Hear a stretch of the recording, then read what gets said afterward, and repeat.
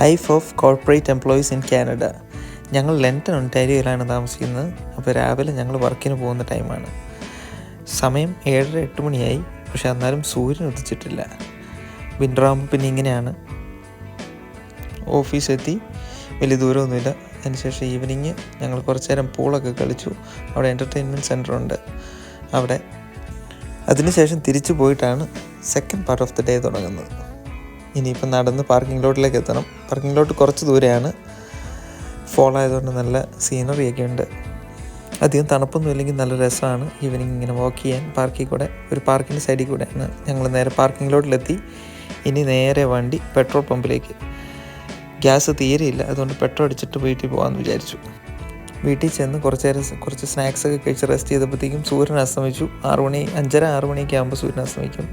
അതിനുശേഷം നേരെ ജിമ്മിൽ വർക്കൗട്ട് ഇല്ലെങ്കിൽ പിന്നെ എന്തോ പോലെയാണ്. അവളുടെ മോട്ടിവേഷൻ കൊണ്ട് ഞാനും വർക്കൗട്ട് ചെയ്തു. അതിനുശേഷം ഫുഡ് ബേസിക്സ്. വീട്ടിലെ കുറച്ച് സാധനങ്ങളൊക്കെ തീർന്നിരിക്കുകയാണ്, അത് വാങ്ങിക്കാൻ വന്നതാണ്. അവളുടെ ഫേവറേറ്റ് ഖട്ട മീട്ട അതും വാങ്ങിച്ചു. എല്ലാം പാക്ക് ചെയ്ത് കാർട്ടിൽ വെച്ചു. ബില്ല് ചെയ്തു. കാർട്ടിൽ നിന്ന് നേരെ കാറിലേക്ക്. ഇനി വീട്ടിൽ ചെന്ന് കഞ്ഞിയും കറിയും വെക്കണം. Monday over.